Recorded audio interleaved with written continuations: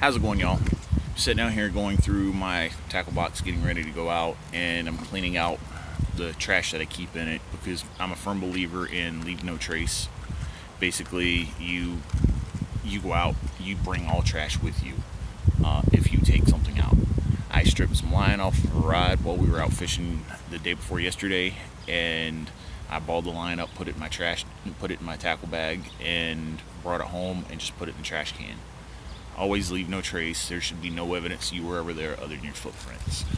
If you end up with a trash fish, like on the East Coast, you find a snakehead or something, and you dispose of it properly, kill it, to find a public dump area, a trash can, and stick it in there. Don't throw it on the bank, and leave it for others to find. And pick up your fish hooks, pick up your fishing line. Don't leave the stuff there. It just kind of pollutes the environment, and you're just being an all-around asshole doing it.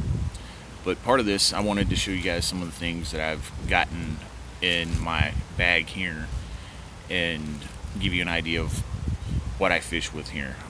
This is something that I haven't ever fished with. My father-in-law Greg told me about it. I fished with when we were out fishing with crappie, or fishing for walleye a couple weeks ago. It's called a slow death hook. I don't know if you guys can see that. It's twisted, and what this is supposed to do is when you're out fishing, you like trolling or whatever with worms, it causes the worm or whatever you're using to twist in the water very slowly. Pretty cool little thing. Hardly ever fish with worms a whole lot. I do it. I don't mind doing it. It's just something I don't do a whole lot. Just because I'm not used to buying worms. I'm used to going out in the backyard and digging my own worms. Something that I'm thinking about doing here, starting my own little worm bed. So that way I've always got worms. One of the other things I've got here, I've got bass hooks. Always need bass hooks because you never know what you're going to do. You might start out today going out fishing for panfish and decide, I want to go fish for bass. Always have the ability to do so. One of the other things that I always have are some sort of weights. These are split shot. I use those because, like the other day when we were out fishing with the wind, sometimes the lures that you're fishing with are just a little bit too light to try to toss with the wind. And what I'll do in that case is I'll go up probably a foot above the lure, and especially like spinners, a whole lot with stick baits. I'll go up above the lure, clamp a split shot on there, and it just gives a little bit more weight to be able to throw into the wind and stuff. Sometimes it works, sometimes it doesn't. Sometimes it's just way too windy, like you guys hear. Probably you can see the tree behind me. It's a little breezy here again today, but you learn how to you deal with what you have. Some of the other things that I have here, my father-in-law Greg gave me a bunch of this stuff to kind of get us outfitted to fish out here. These, they're the plastic lizards. I love these things. If you can find bass during the spring when they're starting to bed, man, if you can find those beds, use these on a Carolina rig, and you will nail bass constantly. Just toss it, make sure that lizard ends up at the edge of that bed, bring it in, and just let it sit in the bed. And in a little bit, that bass is going to come along. He's going to grab it to get it out of that bed, and you're going to nail him because they don't like lizards. They don't like anything near their beds. A couple other plastic lures have the Devil Spirit, kind of looks like a crawfish grub kind of deal. All these things you can use them for catching all kinds of fish. Northerns will bite on plastic or rubber lures like plastic worms and all. Bass will do it. I've seen a couple walleye do it. Different TV shows that I've watched. I don't know a whole lot about fishing for walleye. Something I've never fished for. But some of the TV shows that I've seen, they've fished with them, caught those. Small little grubs. Just a couple different little plastic lures. Always have some extra line in your rod or in your bag because you never know when you're going to need it. You never know when you're going to end up with that big monstrous backlash that you just can't fish out, and you're going to have to dump a whole bunch of line. and be able to re-hook yourself so that way you can keep fishing, because fishing's fun. And like I said, keep the stuff, keep it condensed, keep it somewhere, and don't throw it in the water. Don't leave it laying on the bank. So when you throw it in the water, fish, birds, and all that, they can get tangled up in it. And you throw it on the land, critters can come along, they can get tangled up in it. It's just not a good thing to do. The lures that I was fishing with the other day, I told you guys it was a Storm. I couldn't remember what it was. This is what it is. It's a Storm Smash and Shad. Just about all the lures like this that I'm fishing with are Storm lures, because there's a store out here, it's called Runnings. It's kind of like a farm supply store. You can buy stuff for your horses, your pigs, your cows, your goats, whatever you have. You can buy stuff to hunt with, you can buy clothing, buy stuff for your house. It's just kind of an all-around great store. But they have these on sale. I bought the first group for, I think they were going for like $2.99 a piece. So I grabbed a handful of them. I was back in there not too long ago. They had these for $1.99 again, so I grabbed another handful of them. Unfortunately, the majority of the ones that they have here on that sale, they're all deep runners. These are running between, I think, 9 feet. Yeah, these are 6 to 12 feet for the deep runners. And you just fish with them. You'll feel it when you hit the bottom of the whatever you're fishing from the bank, and sometimes it entices a strike. Sometimes fish goes, not touching that with a 10-foot pole. But hey, here we go. And I've got these things from as big as the one that you saw there to this little guy, because I never know what I'm going to end up fishing for. Some fish, they want something big. Some fish want something small, and that's what you go with. I always have an ability to switch up and do whatever you need to do.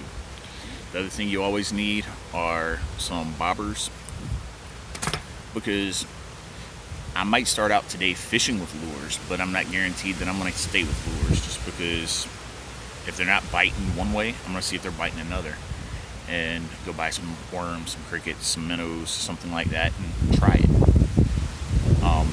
Some of the things that you need to have when you're dealing with some of the fish out here, you want something to be able to get the hook out of their mouth, because fishing for toothy fish, pike species, walleyes, things like that have teeth, I'm not sticking my fingers down in the mouth, and it's not happening. I'm not getting bit by a fish. These things work great. Stick it down in there, grab the hook, pull it, twist the hook, push down, the hook comes out. Like I said, with the toothy fish, want something you can grab them with. I'm not sure how well this thing's gonna work. I ordered it and the remover from Amazon. Got it for like, I think it was $9-10, and I've yet to try it. But hey, part of the thing, I'll take it out, I'll try it. If it doesn't work, I'll find a different one and keep going from there. Have a way to organize your lures. I need to get another one of these because I've got 2 of them, and I try to keep my stuff separated. That stick baits of different sizes in one, like the large sizes in one, the brokebacks in another, the smaller ones in another, spinners in one, things like that, just because it's easier to find stuff. If you lose a spinner, they're hitting on this particular kind of spinner, and you lose it, you want to re-rig it, it's a lot easier to have that, just pull it out instead of digging through a whole bunch of different ones trying to find one particular spinner. It works out a lot easier. One of the other things, always have a knife. Always have a knife on you, because you never know, you may have to cut the line, may end up catching one of the squirrel fish up in a tree or something. Be able to separate the line. And like I said, if you can recover the line, please do so. Leave no trace kind of deal. Sometimes you just can't, because you're fishing and you get a case of the dumbass and you hold your line on the thing a little bit too long, or your finger on the line a little bit too long, and it ends up in a tree behind you. So always have a way to cut the line, stuff like that. One of the other things, I don't have it with me right now. It usually rides around with me in my truck. A pair of needle nose pliers. Works really great for the split shot. When I was growing up, I would use my teeth to close them. When they started coming out with the ones with the little ears on them, I'd use my teeth to open them. But I'm 43 years old now. I'm not using my teeth. My teeth aren't as strong as they used to be. I really don't want to go to a dentist and be like, hey, yeah, so no shit, I cracked this tooth because I was biting a lead lure. Also, lead's not healthy for you. Believe it or not, lead's not healthy. But always keep. Also, other good thing about needle nose pliers is, like, if you're fishing down south or somewhere, and you have those fish that swallow the hooks, and you don't have one of these really cool little things, you can use the needle nose pliers to get down inside and get the lure out and lure the hook, whatever you're fishing with. Some of the things that I've seen people do, I haven't particularly done it because I haven't really found the need for it yet, is once I figure out how to open this thing.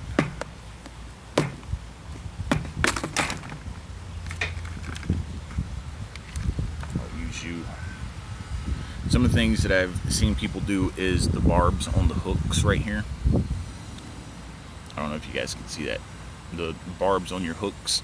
Some people, when they're fishing for fish you're planning on releasing, they will pinch that barb down so that way it's easier to get the hook out of the fish's mouth and not cause a whole lot of trauma to the fish. That's a choice on you, whether or not you do it or not. Even though I don't eat fish, I don't like fish. I know, surprising, right? As much as I love fishing, I don't eat them. I just don't like the smell of them. But even if I hurt the fish to the point where I don't think it's gonna survive, I will keep that fish. I will bring it home. I will clean it, and I will put it up because, like I said, I like the whole leave no trace. And I'm not gonna throw a fish back that I know is gonna die eventually, and possibly a painful death. I'd much rather bring it home and call it a day. It doesn't take a whole lot to do it. The leaders that I was fishing with, or that I am fishing with here, I also ordered off of Amazon. Now, the fun thing about leaders is, if you're ever not really paying attention and you drop a lure and they end up inside there, you end up with a tangled mess. It's one of the things that I'm working on clearing out today before I go. These are the leaders that I was using the other day. They're stainless steel leaders with a braided nylon cover. These are not American because I haven't seen this kind of a connection on them before. They're usually the really simple little barrel connector. But this is what I use. I've got them from probably 10 inches down to probably 6 inches. I just want to make sure that I've got enough distance between those teeth and my line so that way it doesn't cut my line. One of the things, like I said, leave no trace. Can't sit here and preach to people about leave no trace if you are guilty of it. One of the things that I do, picked this up the other day while we were out fishing and tossed it in the box, brought it home because it was laying there. Part of the reason I did it was it was laying there. It was a hazard. There were kids running all over the place. Some of the kids were wearing shoes. Some of them weren't. And I'd really hate to see a kid get nailed by a fish hook because they were running around trying to be a kid. So I pick stuff like that up a lot. Trying to think what else I got. Got a couple of setups for fishing for walleye, for like trolling and all. Like I said, not something I do a whole lot. I don't know a whole lot about walleye fishing. It's one of those that I'm learning as I go.